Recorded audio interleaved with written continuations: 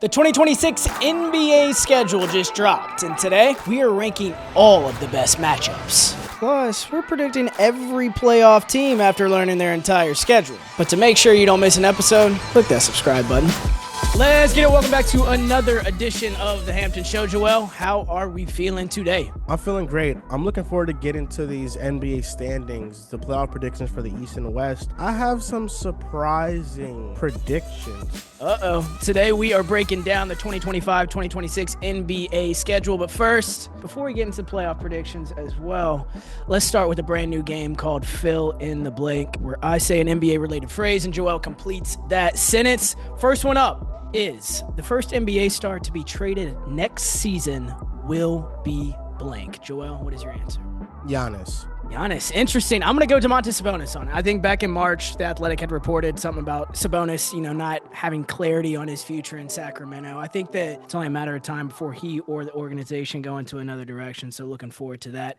Giannis, do you think it happens in the year or you think after? I remember last week you said you think it happens after the season, but have you bumped that up at all? I think it happens after the season once again, because I don't think that he is a player that midseason can be traded for realistically.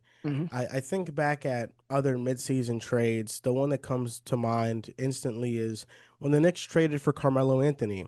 They gutted their roster, and any trade involving Giannis in the middle of the season is going to have to take salary matching and also gutting your roster.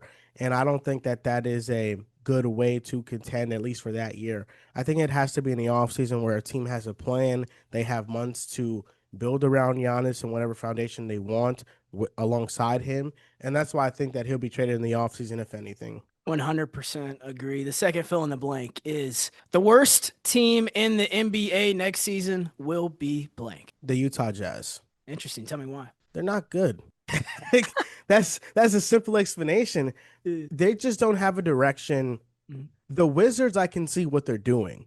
Bilal Coulibaly, Alex Sarr, Trey Johnson, Bub Carrington, C.J. McCollum, and Chris Middleton, they have vets. They're building something. I can talk myself into everything a team is building, even the Phoenix Suns. They traded Kevin Durant, and they have these rookies that played really well in Summer League. The Utah Jazz, they don't know what they're doing. Keontae George is a big mystery, what he's going to be long-term. They traded Colin Sexton. They traded John Collins. Kyle Filipowski is their best young player, in my opinion. And then Lauri Markkanen, he had that 1 year where he looked phenomenal. And then ever since then, he's kind of looked good, but not anything that's franchise-altering. And they paid him a big-time contract instead of capitalizing on the trade value he had. They just feel like a team that's in flux. They don't have a lot of talent. They don't have players that fit well next to each other. And they don't have a true difference maker of a prospect. I don't think Ace Bailey is that. I think that Ace Bailey, he has the tools, but he doesn't have the game. He doesn't have good handle. He is an inefficient jump shooter. He settles for bad shots. So I don't think they have anything promising right now going on. I almost picked the Jazz for this. I mean, it came down to two teams, them and the team ultimately decided who was the Brooklyn Nets. This is their veteran leadership. Michael Porter Jr., Nick Claxton, and Terrence Mann. I mean, we can let that sink in and remember the fact that the Nets are also rostering 5 first-round picks who most people aren't high on. It doesn't mean they're not going to be good players, but that is going to be a lot of possessions with people with little to no NBA experience. And the people who have NBA experience are not going to win you games in MPJ, Claxton, and Terrence Mann. For me, the Nets have no hope. It's the year 2025. I'm wondering when they're going to realize that that's not going to win them the lottery. We have now seen the Dallas Mavericks and the Atlanta Hawks win it in back-to-back years. So this is not how you get a star for the future. So whenever they realize that maybe you need to have at least a touch of success to get a little bit of luck in the lottery, I think they're going to stay in that position. As I said, I wanted to put the Jazz there, but at least I'm intrigued by an Ace Bailey. I'm not ready to write him off just yet. They have a former All-Star in Lauri Markkanen, who, like the question before, Markkanen could be another candidate to be the first star traded next season if they want to even double down on getting worse. But yeah, I think the Brooklyn Nets are going to be the worst team in the NBA next year. If Ace Bailey turns out to be Michael Porter Jr., I think that's a win for the Jazz. Wow. Writing them off already. We'll see.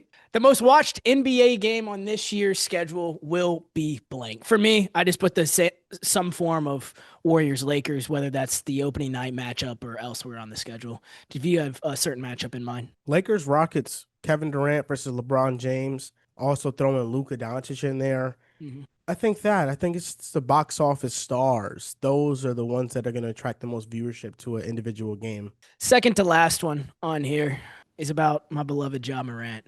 Ja Morant will average blank points this season. 25. I said 26. He averaged 27 and a half in 2022, and it's been downhill from there. You are the first one to remind me of that. He put up 26 the following year in 2023, put up 25 in his little 9-game season in 24, and then he put up 23 points per game last season. This new isolation offense, I think, will fit Ja's skills a lot better. And I think 26 points per game. It's not a lot to ask. No, it's not. It's not a lot to ask of your best player of the franchise face, the guy who should be carrying the load of the franchise. It's not a lot to ask of him to play at the highest level possible. There's a lot of rhetorical comments in there. I'm going to save them for later. All right. The LA Lakers is the next one up. The LA Lakers will finish blank in the Western Conference. Where you have them? I have them fourth. I got them sixth, just inside the play-in. I'm interested to see which team you would disagree with. I'm sure we'll dive into it later, but I got OKC, Denver, Houston, Clippers, and Minnesota all finishing ahead of them. I think you're probably, I don't want to call it misleading information, and about Luka winning the MVP probably has something to do with that, but we'll see. If the media isn't biased towards Luka like they always usually are, then he should win MVP this year. He should already have won multiple MVPs by now. What should year? Have definitely won it last year when he made the NBA Finals. He should have won MVP in that regular season when he averaged 34, 9, and 9. And I think the second year of his NBA career, he had a good argument, leading the most historic offensive rating of all time just in his second season. He had a pretty good argument for it as well. But realistically, I think last year was the year that he should have won MVP. Other years, the argument isn't as strong. But last year, for sure, he should have won. Luka and Zion Williamson is Joel's favorite players. I remember last week we were having a Zion debate similar to this Luka debate. I'm not going to argue any of that. 34, 9, and 9 was a historic season for Luka Doncic. But whenever we're talking about Zion Williamson, you're talking about him as a top 10 player in the league. And I had falsely made the accusation that he played a majority of the games last year when he, in fact, played 30 games. I was actually talking about 2024 because after we got off the call, of course, I was like, where did I think of that? So I go to Basketball Reference and I look at 2024, where he played 70 of the 82 basketball games. Did not sniff an All-Star game, did not sniff an All-NBA appearance. So whenever it comes to this Luka and Zion dialogue, I just want the viewers to be aware that you may be a lot higher on them than they currently are. Luka, I have to see if the Men's Health magazine physique holds up throughout the entire season. That's what I'm worried about. Everything else, he has the talent, he has everything else. But as far as being healthy for a full season, in shape for a full season, we have yet to see it. It's disrespectful to put Luka and Zion in the same conversation. I'm putting them in your conversation because that's all you talk about.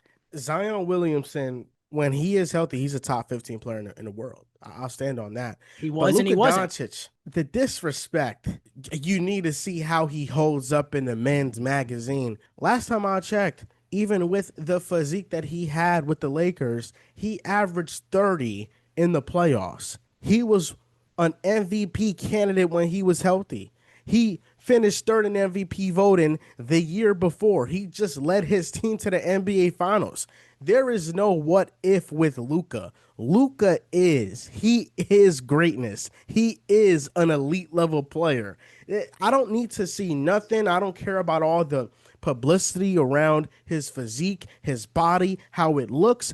I know regardless of what may come, when he's on a basketball court, he has and will continue to perform at an elite level, and he's only been getting better. Well, I don't know why we talk about Luka Doncic like he's been getting worse. People always want to use his rookie year, his second year highlights and be like, man, I wish Luka could still do this. I wish Luka could play like this.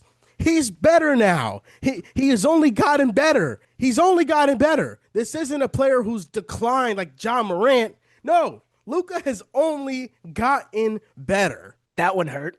I'm talking about the Lakers as a whole. I'm not going to sit here and argue that Luka is not going to be a top 3 MVP candidate. Whether he's going to win it is the argument I will have with you. But as far as the Lakers and where they will finish in the Western Conference, my concern is not even at the top of the list for Luka Doncic. My concern is, we've been over this and had this conversation, Gabe Vincent, an elderly Marcus Smart, and Jake LaRavia as 3 of the first 4 guys off your bench when you're now in an NBA that values depth over star power. I know how good Luka and LeBron James are, but you cannot tell me that is a top 4 roster in the West. I think you're right. I think the Lakers have flaws, and those flaws sometimes can be masked by having a generational superstar like Luka Doncic and also having LeBron James. Based on what you just said, I moved them down a little bit in my rankings, and I propped up another team that I have much more respect for, and I think he might be my MVP pick. All right. Well, we'll get to it later in the podcast. Final fill in the blank. The NBA Coach of the Year will be Tom Thibodeau. Tom Thibodeau. I'm just kidding. He doesn't coach anymore. It's tough because they have to be at the top of the conference either way. So I thought about Kenny Atkinson, but he just won. Mark Daignault, he won before. I don't think that the voters like to double dip on Coach of the Year awards. I'm going to go with Ime Udoka. I think he's going to win with the Rockets. I could see that definitely with the depth they have over an 82-game season. I'm going to go your coach, Mike Brown, because New York's going to win 60 games this year. Yeah, I believe it. If you don't gas him up, I got 2 for you. You see the difference in friendship here? Ja Morant slander over and over and over again, even in conversations that don't involve his name. But when it's time to crown an NBA Coach of the Year, I go directly for Joel's New York Knicks. That's It's just the not type my of kind of friend fault I am. that there is something to be hopeful for in New York. There is. It's not my fault. Like, you're propping up the Knicks. It's like, yes, they deserve to be propped up because there is something there to prop up. And that's the difference. If there was something in Memphis to prop up, I'd be propping them up. I'd be telling you, hey, listen, this is the year. I wish I had that new soundboard you had because I could just click a button like back to March, April time frame where you're talking about the Knicks. Oh my God, they could lose in the first round of the Detroit Pistons. The It almost did. The Knicks, they have no shot against the defending champs. No shot. Mikal Bridges was an overpay, blah, blah, blah. Games 1 and 2 roll around. They make it to the Eastern Conference Finals. They go 6 games the Eastern Conference Finals, fire their coach. And now it's all this hope that you're selling, all this expectation that you're selling. But thankfully, I don't have that soundboard that you just got, so I can't press that button. Lucky you. We're gonna be just fine, the Knicks. I love that you're propping us up. I really do. Last year it was unexpected for us to make the Eastern Conference Finals, but this year it's expected. It's none less. Let's get into the top 5 games of the NBA season. Before I sound off on number 5, I'm going to have 3 honorable mentions. Those 3 that are just outside of the top 5. It is the Cleveland Cavaliers at your New York Knicks on Christmas Day. Projected top 2 teams in the East on the biggest stage. Feels like the first real test for the number 1 seed in the NBA season. Can't wait to watch that. Second honorable mention is the Spurs at the Mavericks. The reason that is an honorable mention is Cooper Flagg, his first matchup with Victor Wembanyama. It's a battle for Texas as well. It's going to be a great early season matchup. Third and final one, was probably last out of these honorable mentions, Mavericks at Knicks. Flagg's first time in MSG. Excited to see how it performs on that stage. At number 5 is the Dallas Mavericks at the Golden State Warriors. Clay's return is always going to be big. Cooper Flagg getting a Christmas spot to me is dope as well. He could steal the show here if they win in the Bay. Excited for that one. At number 4 is a game you mentioned earlier in this podcast. Rockets at the Lakers. Christmas Day. KD versus LeBron never gets old. I'm always going to want to watch that. I'm interested to see 2 months into the season, what are these 2 teams' records at this point? Does Houston's depth embarrass LA on Christmas Day? Is Luka still in that perfect shape that he is in? 2 months into the season, I'm interested to watch those couple things. At number 3 is a game I mentioned earlier in this podcast, Warriors at Lakers. Steph versus LeBron's always going to get ratings. Interested to see if either of their teams look like contenders earlier in the season. Also, on a much smaller level, I want to see who the Warriors starting center is. Is it going to be Quentin Post if they don't sign Al Horford? Is Jonathan Kuminga going to be in uniform at that game? How active is DeAndre Ayton looking his debut with the Lakers? Does Marcus Smart show up in better shape than he did with Memphis? We shall see on opening night. At number 2 is Luka's return to Dallas. Last time he played there, he dropped 45 points. I want to see if it's 50 this time. Does Nico still stand out there in that blue suit? Does Nico speak to the media before? Are the Fire Nico chants still raining down despite them now having Cooper Flagg? We shall see. At number 1 is opening night. It doesn't involve the Lakers, doesn't involve the Warriors, doesn't involve your New York Knicks. This is Rockets at Thunder. Katie has to sit there and watch banner and ring night for the team that drafted him. I was making a TikTok about him yesterday, and whenever I was doing the research, I saw his little argument online on Twitter with an OKC fan, and he had told Thunder fans, about time y'all won a championship. It's been 10 years, LMAO. That adds fuel to this fire. Not to mention it's the first NBC game in a quarter century of the NBA. Michael Jordan might be doing TV that night. There's so many reasons I want to watch Rockets at Thunder. Do you disagree or agree with that list? I disagree with it, but I think those are some great matchups. The only reason I disagree with it is because when looking at NBA scheduling, every team plays every team. So it's essentially just picking out what the best matchups are. Mm-hmm. I think Minnesota and Denver is a matchup that is always elite. Mm-hmm. It's always great basketball. Even though Minnesota has gotten the better of that matchup as of recently, just dating back to the playoffs, there's a real sense of animosity and rivalry that exists there. I think the Knicks and the Cavaliers should have been in the top 5. In fact, for all of the big time slate of games, like on Christmas, the only teams that play in the East are the Knicks and the Cavaliers, I believe, because they understand that that is the marquee matchup in the Eastern Conference. No other Eastern Conference matchup matters, at least right now. We know that teams like Orlando and Atlanta, they're going to sneak up in the mix, potentially a team like Detroit. But for the most part, it's the Knicks and it's the Cavs. That's going to be everybody's pick to make it out the East this year. It's one of those two teams. So I think they needed to be in the top 5. And then I think after that, the list is pretty good. I would just have Minnesota and Denver and then New York and Cleveland locked in the top 5. I can't disagree with that. I understand the Cavs and Knicks argument. As far as Minnesota and Denver, I think every time those two teams play, there is fireworks. I'm just looking at, I like the theater of it as well. I think Anthony Edwards and what he does against Nikola Jokic is always must-watch TV, so I'm not going to sit here and argue with that. Let's get into predicting these NBA playoff teams after the schedule release. We're going to start with the Western Conference. I'm going to give you my number 7 and 8 team, and you can do the same. At number 8 is a team that resides in the city that I'm sitting in right now.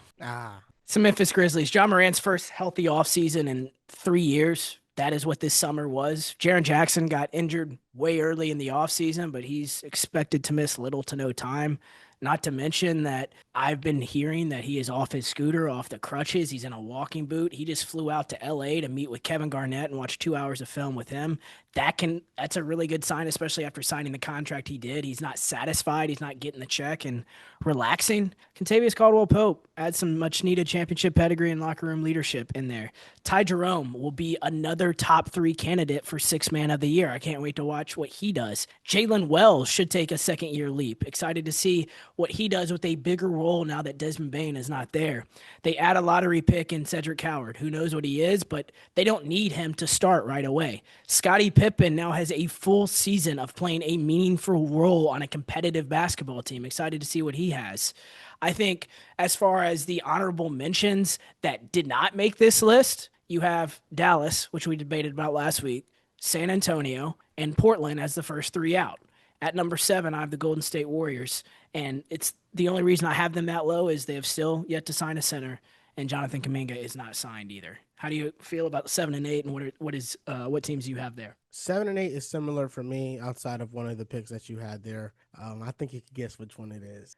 But I think when I was doing the Western Conference standings and predictions, the main takeaway I came away with was that I'm not confident in them. I think that it could be wrong very easily because what's going to separate the top team in the West from everybody else is going to be a couple games. I think that every single West team that makes the playoffs has a chance to win 50 or more games. I think the cutoff is going to be like 48 wins. Mhm. And that's how good I think the West is going to be. So, for example, what separates the second seed versus the sixth seed could be like 3 or 4 wins. I think it's going to be that tight of a Western Conference. So, it was kind of difficult to kind of jumble it up because injuries happen. There's so much things that happen in the season. But at number 8, I have the San Antonio Spurs. I just don't see Victor Wembanyama missing the playoffs in his third season when I think he has a chance to become the greatest player in the history of the NBA.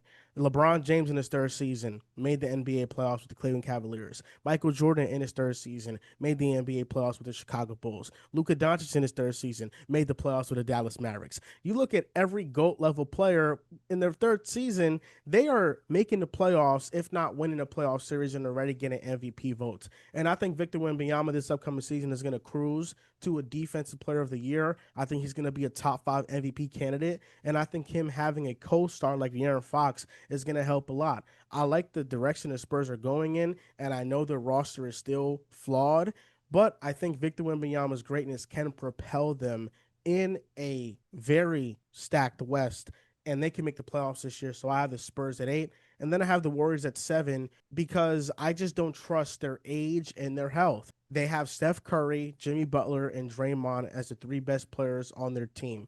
And the difference between them and an older team like the Clippers is that I think the Clippers have the depth to withstand an injury or two. I don't think the Warriors do. If Jimmy Butler misses an extended period of time, the offense is going to drop off dramatically. If Steph Curry misses a period of time, they're going to probably lose every single game in that stretch. And for that reason, I have the Warriors at 7, but I can see how they can build off their momentum coming off last year when they got Jimmy, and they were one of the best teams in the West, but they're just older and they're more fragile. I want to start off by agreeing with you on how difficult of an exercise this is with the West. It's incomparable with the East. I had a hard time finding teams to slide into 7 and 8 in the Eastern Conference. This time there was 5 to 6 I could put in at 7 and 8. So I completely agree with you. Golden State, we see eye to eye on. The Memphis San Antonio argument, to me, you have 100% a good point on Wemby and the greatness of him. Just like the Lakers, this to me is not a Wemby argument. It's the rest of the roster. I'm looking at Luke Cornett playing a role for them. I'm looking at De'Aaron Fox now being a $229 million player. He's I just don't. as good as Ja. We'll see this year. We'll see this year. I think Ja has been to the playoffs, the postseason every year he's been in the league, been healthy in the league, excuse me. De'Aaron Fox has not. So we will see about that. De'Aaron Fox, as far as what his role and future is with this team, I'm not sure. We shall see with that as well. It's the role players on the team, the 5 through 9 guys that are going to be coming off the bench for the San Antonio Spurs. And in this Western Conference, I don't think it's comparable to the Grizzlies 5 through 9. I think the top end talent, I'm not going to sit here and argue Ja versus Wemby or Jaren versus Wemby. It's ridiculous. But now in 2025, this version of the NBA, I think depth overrules that. And I think that is why I picked Memphis over San Antonio. It does matter, and Memphis has great depth. You're hoping you get a revitalized KCP. That would be huge for the defensive side of the ball and to hit open shots. And then Ty Jerome was a great signing. So I think the Grizzlies have depth. They're going to have good players to play. They're going to have a deep rotation. So that's the allure with them. And I'm not going to sit here and be delusional. Like, everybody's going to be predicting what you are. I think people like the Spurs more than they like Memphis over this year. And I'm not going to act like, what you're saying is crazy. But my number 5 and 6 is at 6 is where we have the Los Angeles Lakers for all the reasons I said earlier. Amazing starting lineup, a very top heavy team, no real depth there. Minnesota is at 5. I wanted to put them higher because they have another year of growth for Anthony Edwards, more chemistry with Julius Randle. Naz Reid is back. They got 4-time defensive player of the year. Rudy Gobert still on the roster. The biggest question mark and why I had to put them at 5 is their point guard situation. I don't know what Mike Conley's role looks like at this age. I don't think, based on at least Summer League and last year, that Rob Dillingham is ready to fill that.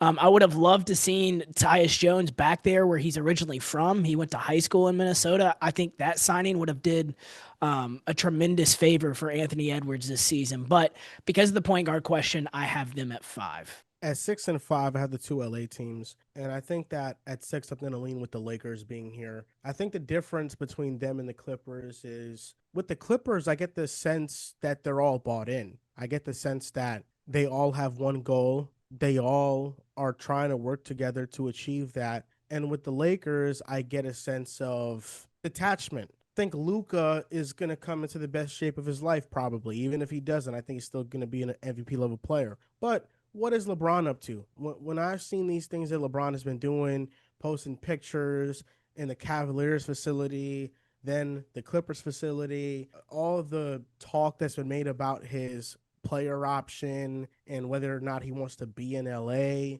I just don't think this is a bought in pairing. And I think that if you aren't completely bought in, it's going to be hard to just have talent propel you to the top of the West and to be better than a team like the Clippers, who have so much depth. And then it's also the uncertainty around DeAndre Ayton. I think he'll put up good numbers, but what is he going to be? Is he going to be a head case? Is he going to have a career revival? I think that's what you have to bank on. And if you think he's going to be somewhere in between, then he's a difference maker, but not that much of a difference maker. And they don't have real perimeter defense. So I think because of that, they have the top end stars, but they aren't completely bought in and they don't have the depth. That's why I have the Clippers over them, because I think the Clippers, they basically have swapped out Amir Coffey early in the season for Kawhi Leonard because he's going to be healthy heading into the season. And then you added Bradley Beal and John Collins and Brooke Lopez. They still have Nick Batum and Chris Dunn. They added in Chris Paul. This team feels like a team that's bought in 100%, and it is no games. They're older. They understand what it is. They understand that the timeline for them to win a championship is now. And I think that every game they're taking seriously. And that's what I think the difference is between them and the Lakers. Completely agree with everything you just said. And for all the reasons that you laid out, that's why I have the Clippers above the Minnesota Timberwolves at 4. They're old, yes, but scary deep, just like you said. Houston is my number 3 team. I feel like depth will carry them through this season to be a top 3 team in the Western Conference, even if Kevin Durant misses 30 games, which you can basically pencil him in to do at this stage in his career. Where did you have Houston on your list? I had Houston next up at 4 for the Kevin Durant injury factor. I don't expect him to play over 60 games. He's going to miss 20 games. And in those games, I think that it's going to be hard for Houston to consistently generate offense and have good spacing.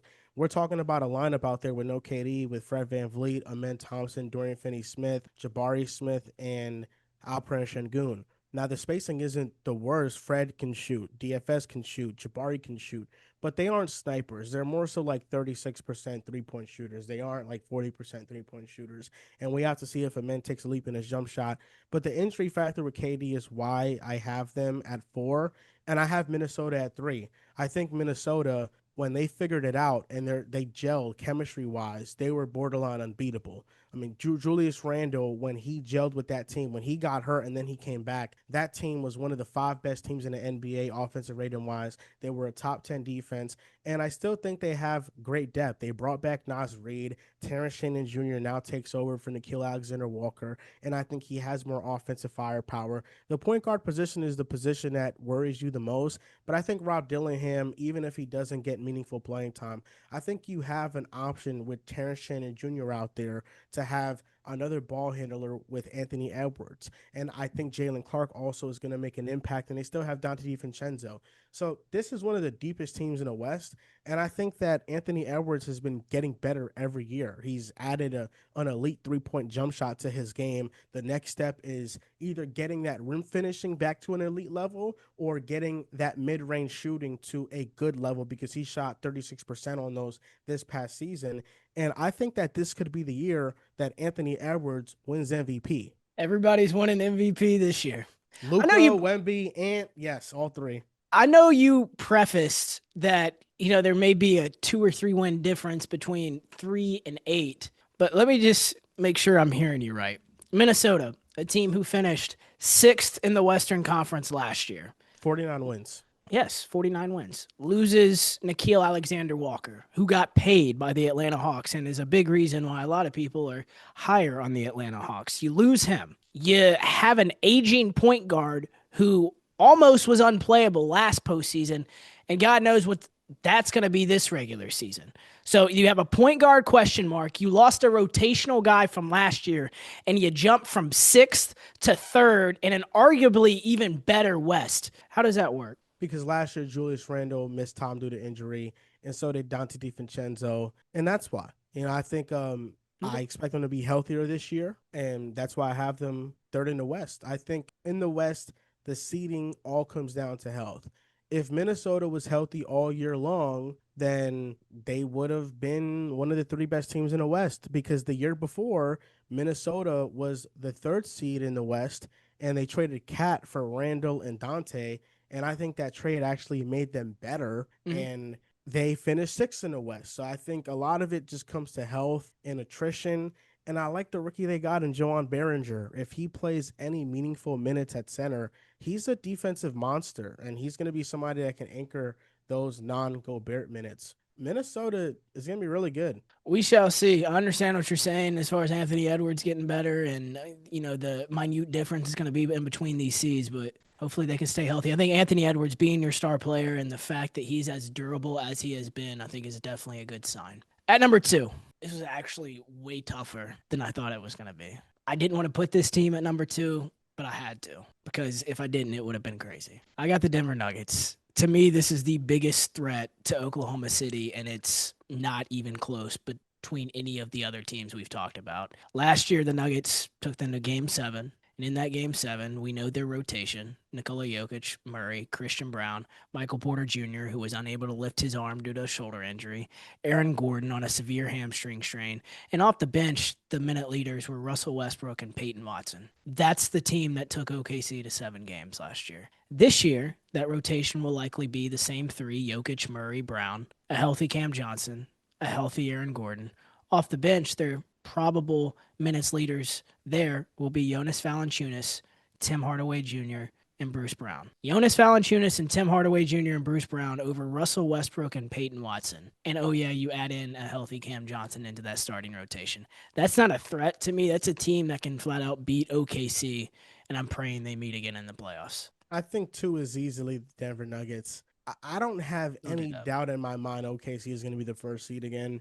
They won 67 games and Chet missed half the year. If he stays healthy, if he plays even more games, this team, I think they have a chance to break the single season wins record. I think they can win 74 games. That's how good I think they are. Joel, there's something to be said. After you win the championship, you don't value the regular season as much. And it's not just me sitting here saying that or watching that. It's fact. You look at the Boston Celtics, they fell asleep for 3 weeks last regular season. OKC has done that. Shea has won MVP. Jalen Williams has had a 40-point finals game. Yes, Chet Holmgren will be healthy, but they know that what actually matters is the postseason. And I don't know, I'm not arguing that they're not going to be the number one seed. I agree with you on that. But as far as winning 74 games, I don't think that's going to happen, especially in how deep this conference is this year.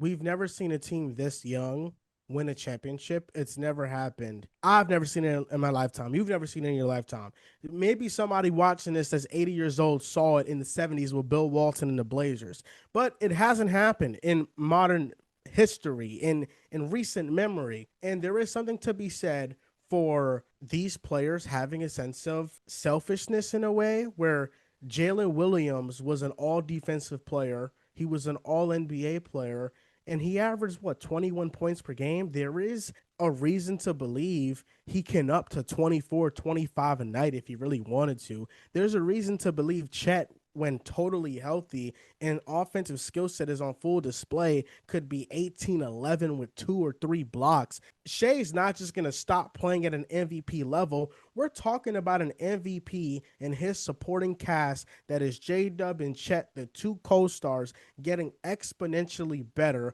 along with having the best role players in the NBA. I think because they won a championship, they have the monkey off their back. They're able to play the most free basketball that they've played in the last year and a half. I think that this is a year that if they don't listen, winning 74 games in a season, people didn't even think the 2016 Warriors were going to do that. It is a special accomplishment. Nobody knows when something like that is ever going to be broken. For damn sure, OKC is clearing 60 wins, and they're going to clear the Nuggets in wins. I'm willing to bet that they will have a 10 win advantage over the Denver Nuggets. Do you think that a team with 4 Hall of Famers on it, Steph Curry, Kevin Durant, Draymond Green, and Klay Thompson, people didn't think they had a chance at breaking the all-time wins record? I think they That's did. not the team that did it, though. Oh, that's fair. That's fair. It's the year before. It's the year before. Yeah, it's the year before. You But got you're me. right. Oh, yeah. They got KD Yeah, and yeah. they didn't win more than Yep, 73. 100%. 100%. But that's because Draymond came out and he said that it wasn't worth it, the amount of energy it took to do that. Mhm. But I think now with OKC having a ring under their belt, they have the freedom to try to go after whatever they want. If OKC truly has the goal in mind of breaking this record, I think they could do it. I don't think that goal's on their mind. And my next question after the flub I just had about Golden State was, do you think coming out of Game 7 of the NBA Finals, a chance to win their first title at home and following a parade that followed that, they're going to give a shit about October and November basketball? I think they're so young that they probably will. I think that they're not old enough to where they're trying to properly heal their bodies and do everything the right way and load manage. I think that they're a young enough team to where they're able to go all out for all 82 games and it not bother them. And I think the finals point holds some validity. Like they're coming off a long season and now they have a shorter off season. And what can that lead to? That could lead to injuries. But we already saw this OKC team deal with an injury to their third best player and Isaiah Hartenstein early in the year, and they were still able to win 67 games. So I think that even with all the worst case scenario things, they will be a 65 win team, and I think that's like the bare minimum. I think that they will win that many games. I think the reason, by the way, I'm not arguing that they can't win 67 games. I think that's 100% a possibility. But when you're talking about 74, that is a stark difference between those two numbers. And No Golden doubt. State, the league they were in, was not nearly as deep as this league now. It is not a indictment against Shea, Jalen Williams, Chet, if he's healthy. It's the combining factors that being in Game 7 of the NBA Finals, now coming into the season in October and November, I don't know what their focus is going to be. I assume it's going to be there, but we assume that with Golden State and all those guys. And it takes these teams who have done it a little bit longer to start buying in again. And whenever you combine that with the fact that this league is a lot deeper, that's why 74 games to me is not going to happen. The biggest question mark with OKC is just the health thing. But I think Chet, I'm hoping he's going to be healthier. And even with everything that you're saying, I think that OKC has the best chance of anybody in recent memory to break this record. I really do. And even with talking about the not taking a regular season seriously, all this other stuff, there is not a team that is on OKC's level. I know that Denver is the biggest threat to OKC. They're on their level. They're not on their level. They are on their level this year. They are. You think so? Okay. They were on their level last year. What are we talking about? There was a Game 7. Two OKC guys got were better. injured. They were on the same level last year, and they got Really? better. They It didn't got look like better. in Game 7, it did not look like they were on the same level. They had two guys with damn near disabling injuries out there on the floor. That And their wasn't gonna first change two nothing. guys off the bench were Westbrook and Peyton Watson. What are we talking about? They Oh, were in a wow. Game 7. Oh, They were wow. in a Game 7. They were Wow. on the same level, and they got better. Now you're going from Russ to Tim Hardaway Jr. I'm so scared. I'm shocked. Oh, no way. No. THJ. No, I can't. It's not that. It's Jonas Valanciunas. They've never had a viable backup center. They've always been a huge minus when Jokic is off the floor. Now they may break even. What is OKC going to do to Jonas Valanciunas? We're talking about 6 through 8. I'm not talking about Valanciunas compared to Chet, him compared to Jalen. I'm saying, you're saying They're on the same level, bro. They are on the same level. We saw that last year. A 7-game series proves that. You go out and make much needed improvements to the roster and you're just all of a sudden dropping off. I don't know where these calculations are going in your brain. Minnesota loses a role player. Their point guard is another year closer to 40 and they're just going to jump up to 3. Now Denver makes all the necessary moves they needed to make and they got cheaper with more flexibility and they're just not on the same level as a team they just went 7 games with. People forget that second round series, and it's infuriating because not only did they have that 7-game series with them, they had the 7-game series with Indiana. I get in the regular season, they won 67 games, but when we're talking about 74 games and looking at the Western Conference as a whole, Denver is on that level. They proved it last year, and they will prove it this year. The argument that you're using is flawed because you are holding against OKC that they won a championship and they won't take the regular season seriously. What is Denver? Well, Denver is the definition of a team that is going to cruise their way into the playoffs like they did this past season. They were one of the worst defenses in the regular season. They looked terrible. They fired their coach. Yes, they looked so terrible. They had to fire their coach and bring in a new voice in David Adelman. He had to step up and take the reins of that team, and then they improved in the playoffs. But overall, Denver is a definition of a team that isn't going to go all out in the regular season. Yet you were contemplating putting them as the number 1 seed. Jonas Valanciunas is a cone. He can't play more than 18 minutes per That's game. all he needs to play. They have Nikola Jokic. He's not good defensively. Offensively, he provides post offense, but that is outdated in the modern day NBA. Bruce Brown hasn't been good since he's been in Denver. Every stop he's been at, he hasn't had that 3-point shot. Where? Since he's been in Denver. Okay. It's been a couple of years since Bruce Brown has been.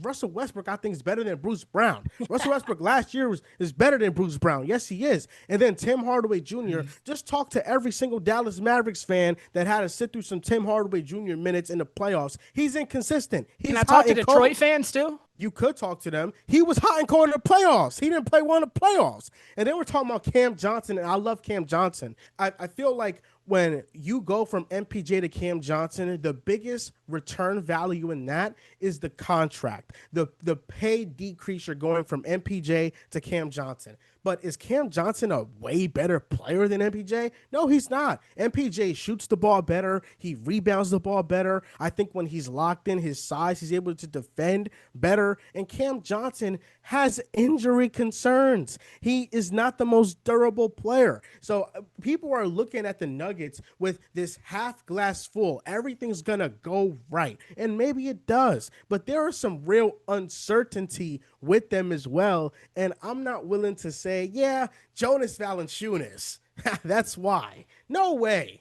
They're on the same level, and you yourself are making the points for that. I'm not arguing who is going to win a title, who's going to win the playoff series. My only point is that they were on the same level last year. They'll be on the same level this year. And who knows how close that race is. I hear you. It also boils down to I'm taking Nikola Jokic over Shai Gilgeous-Alexander 10 times out of 10. So that's what it comes down to. It's not about any of the things you mentioned. Yes, it is. Yes, it is. It is about the 7-game series. SGA. It is about the role players. It is about getting better. OKC did not steamroll everyone in the playoffs. This isn't the 2016 Warriors who were 16-1 in the postseason. This team lost close to 10 playoff games. And now they're ready. They're more prepared. Now, that experience was needed because we have to remember this was a team that never has done that ever. They're the youngest team. Nobody's on their level. Are you now that they have that experience, it is fair to assume they have that playoff experience. They know what it takes. Let's not discount the fact that OKC was down 2-1 in that series versus Denver, and SGA was smiling because he knew Denver wasn't on his level. He knew that once he takes over, they're down 2-0 in a series Denver. and they're not on the same level? And what? He was smiling because he knew that he was going to come back and win the series. And what happened in Game 7? They were not on the same level. Everybody was injured. Everybody. It might have been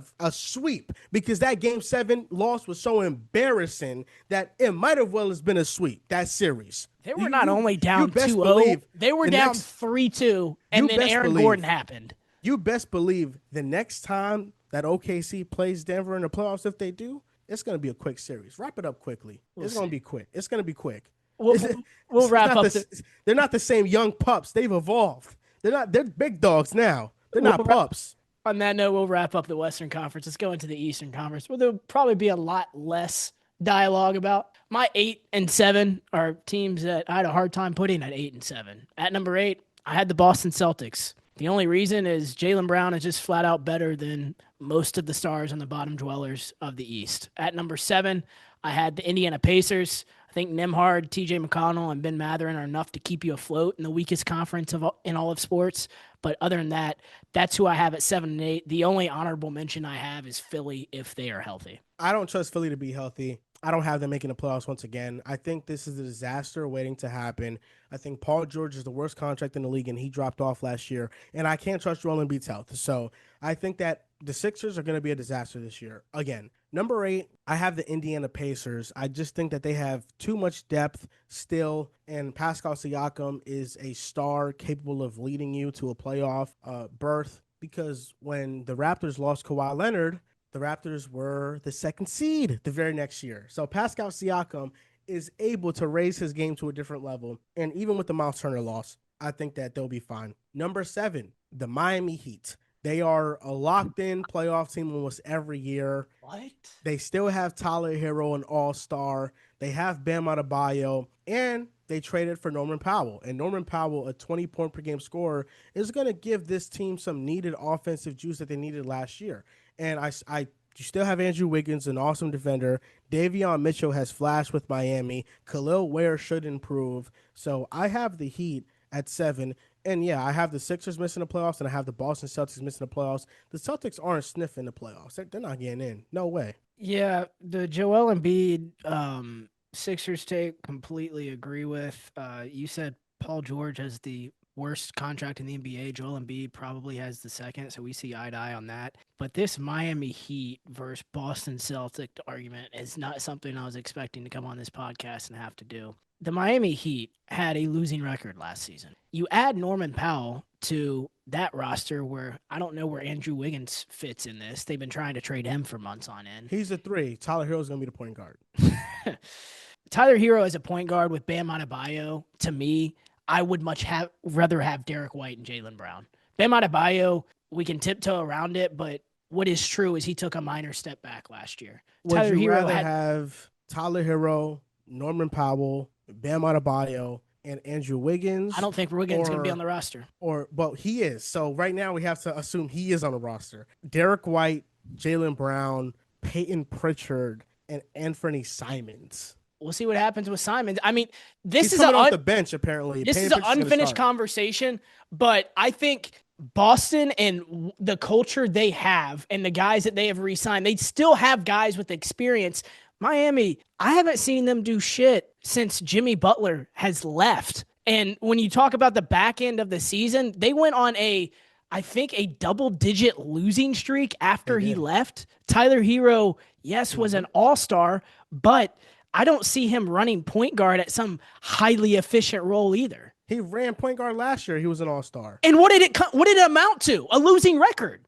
But he was an all-star last year, so he clearly was a good point guard last year. For sure. He was an all-star. You want to talk about back-end Eastern Conference all-stars, we can talk about the West argument. If some of those Western Conference guys who didn't make the all-star team were in the East, I think they would have made it over Tyler Hero. Like who? Like John Morant. Okay. Who's the Celtics starting power forward and center? We shall see. Chris we don't Boucher. even know that. Chris Boucher, Neemias Queta, Luka Garza. What are we doing here? They don't have a front court. They literally don't have a front court. They don't. And Jaylen Brown, Andrew Wiggins, put them on him. That's locks for the game.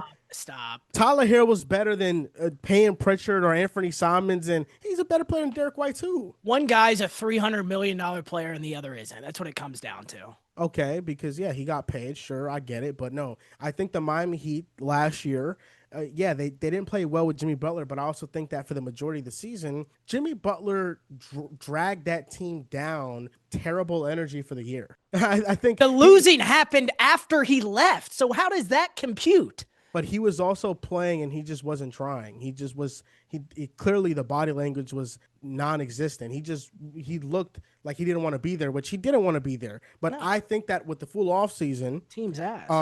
they'll be better. And if they had the same team as last year, okay, maybe I'm thinking about this more. But the fact that they got Norman Powell, who was a borderline all-star in the Western Conference, who without Kawhi Leonard was averaging 22 to 23 points per game, and you bring a much-needed offensive spark to Miami, who they already have an elite defense. Yeah, I think if you get better offensively, which they will be offensively, and the defense stays elite, yeah, this team to me feels like a playoff team. It feels like what they've been the last couple of years, which is they're always hovering around the play-in. I understand the Norman Powell argument. I think if you, let's say they get what they want, they trade Andrew Wiggins. If you replace Andrew Wiggins with Norman Powell, I don't know how much better I feel about that team, because a massive chunk of the losing happened after Jimmy was not there, after his distraction was not there. But That's Wiggins will when a be lot there of the though. losing happened. And oh, by the way, Terry Rozier, one of the worst NBA trades in recent memory, is still on that roster as well. Yeah, but I think that that's mitigated with Davion Mitchell ascending for them. Okay, we shall see. He may have to start for them if the Tyler Hero point guard thing doesn't work out. Let's go to 5 and 6. I have Milwaukee at 6. No real depth outside of Giannis, obviously, but he's good enough to get you a top 6 seed in this version of the Eastern Conference. At number 5 is where I have the Atlanta Hawks. I'm high on Atlanta, but I don't trust KP to stay healthy enough for them to be a top 4 seed in the East. And I keep asking myself the same question. Is nobody ever going to talk about the severe condition he had in last year's NBA playoffs that kept him out of series? That when he did play, he didn't look like the same guy. It was very strange, and I don't know if he still has it, doesn't have it. I'd love to have some type of information on that. But because of his health and whatever that condition may or may not entail, I just can't trust them yet as a top 4 seed in the East. But I have them squarely at 5. I have the Bucks at 6 purely because of Giannis. That's it. Number 5, I have the Pistons. I like what they did in the offseason, getting Duncan Robinson and Karis LeVert. I think that they got more reliable veterans in there to replace Malik Beasley and Tim Hardaway Jr. and also Dennis Schroeder, who I think Marcus Sasser's ready to take on that role. So I think it was fine losing him. And the Pistons have some good internal development. I'm ready to be wrong on the Pistons being at 5. I think that the Pistons have a real shot to be better than Atlanta and to be better than Orlando. I think that's how good they are. Cade Cunningham, I think, is the best player amongst all the teams I just mentioned. And Asor Thompson should keep getting better. We praise Amen Thompson for all this potential he has, which he does have. And I feel like Asor Thompson gets none of that hype when they have different skill sets, but they do play. They have similar athletic abilities. And Asor Thompson's already one of the best defenders on the planet. He's already great in transition. If he can also improve that jump shot, I mean, this becomes real. And then the Jaden Ivey edition, where before he got hurt, I mean, he was 40% from 3. He's playmaking at a high level. He's like 18, 5, and 5. Jalen Duren continue to get better. Like, I think that the Pistons have a real chance to shock people, and they feel like one of those sleeping giants in the East that nobody's really talking about because of the off seasons that the Magic and the Hawks have had. But the Pistons have a chance to be better than both of those teams. I agree with you. That's why I have Detroit at 4. You said you want a reason to move Detroit up. I'll give you 2 of them. I would take Cade Cunningham over Trae Young right now. I would take Azar Thompson over Jalen Johnson right now. I expect Cade to take another leap this year, bring his team in the top 4. They were in the top 6 last year. I think it's another leap for Detroit this season. At number 3, I have the Orlando Magic. Bane adds the number 1 missing skill on that team, and it was shooting. Tyus Jones fills the second biggest problem on that team, and it was ball handling. They take a massive leap because of that. And those 2 things combined with the fact that their schedule will be a lot easier because they're in the Eastern Conference. I think it's a pencil in for a top 3 seed for the Orlando Magic. Yeah, I agree with you. Except for the Hawks point, I guess I'm more optimistic on them. Mm-hmm. Number 4, I have the Magic. I think Desmond Bane was a much needed addition, and I think they have a lot of star power. But they also have that injury risk that Atlanta has. Franz Wagner got hurt last year at a point in the season. Paulo Banchero got hurt. Jalen Suggs continues to deal with injuries. So they aren't the most durable team. I still question their starting center, Wendell Carter Jr. They have good depth. I also don't know if Desmond Bane is enough to fix the spacing problems. This was the 30th ranked three-point shooting team in the NBA. Desmond Bane will improve that. But does that jump from 32nd to 10th or 15th? Like, I don't know. I think it could jump from 32nd to like 22nd. I think that could be the jump, which would be good. But KCP shot well from three after January of 2025, and they still were terrible shooting the ball overall. So I think Desmond Bane adds a much needed skill set to this team. There's no doubt about it. But I think there's more spacing problems, right? With Paulo, with Franz. There's spacing problems with them. There's spacing problems with Jalen Suggs. There's spacing problems with Wendell Carter Jr. So I think basically outside of Desmond Bane, nobody on this roster can really shoot. I think the shooting problem will take a massive leap, and it's not just because of Desmond Bane. Tyus Jones shot 41% from three last year, too. I'm not going to sit here and act like he's going to play 35 minutes a night, but with those two guys on the floor with Paulo and Franz, I think it will definitely take a leap, and they'll be a mid-level three-point shooting team. I think the bigger problem to me, and the reason I don't have them in the top two, is because of if you have to have Tyus and Desmond Bane out there for shooting purposes, defensively, that's a problem. I witnessed that here in Memphis. I think those two guys are both smaller guards, and defensively, they will get targeted. Yes, you have Paulo. Yes, you have Wendell Carter behind them, but I think that's the bigger problem and why I don't have them in the top two. Shooting, I think, will be a mid-tier team with that. I had the Hawks at 3. Porzingis's issue could be much more serious than we all are anticipating. Yeah. And if it is, and he's just a bad player now, then it changes things. But I'm kind of willing to give him the benefit of the doubt. And even expecting him to miss like 30 games, I think that he can do enough for the Hawks to be one of the better teams in the East. Alexander Walker is a good addition for them. Dyson Daniels continuing to improve. Risa Shea continuing to improve. Hopefully, Jalen Johnson can be healthier for the full season. And then Onyeka finally is able to be the starting five. So I really like Atlanta this year. I think before they had all their injuries last season, I thought they were going to be a really frisky threat in the East. So now that they're healthy and they have Porzingis, who I think that's the biggest wild card. I think they could be the third seed in the East. The concerning part of it for me, too, even if he is healthy, what I saw from Kristaps after all those reports is, to me, it looked like Ben Simmons after he refused the layup. That's the version of Kristaps Porzingis we got. Now, whether that is a long-term thing like it became for Ben Simmons, we shall see. But that's the deep concern why I didn't put them in the top three. I will pump the brakes because they don't ultimately need him to be a top 5 team in the Eastern Conference. They have a Nneka Okongwu. They have bigs that they can put in there for spots and stuff. But I think for that team to be a top 3 team, I think Kristaps Porzingis has to be all the way there. My number 2 team is the Cleveland Cavaliers. I expect them to pick up where they left off, have another great regular season, but I don't think they will have 2 different 15-game winning streaks like they had last year. I think hopefully this team learns that if you put all of your eggs in one basket in October, November, December, you can eventually run out of gas, and they did in the second round whenever they met the Indiana Pacers. For the New York Knicks, the reason I have them number 1 and potentially winning 60 games next year is because of Mike Brown and how he reimagines the offense. We've talked about this, that, for a team that already went to the Eastern Conference Finals, Jordan Clarkson will be an upgrade over Campaign, Yabusele, upgrade over Precious Achiuwa. The offense could be even better than it was, and I think it will be better than it was. And the defense is a whole nother issue, but in this Eastern Conference, I think it's good enough to be the number 1 seed. The Cavaliers are 2 for me, and the Knicks are number 1.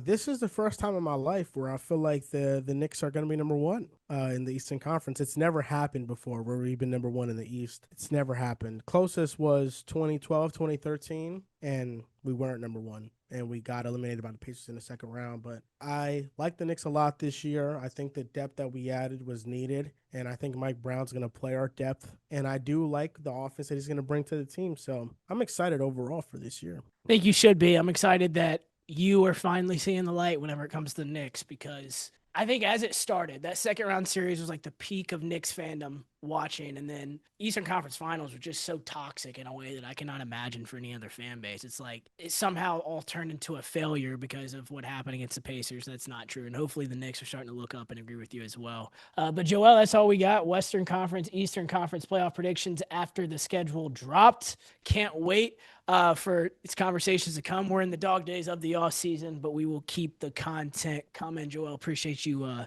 taking the time today, bro. Thank you for having me on.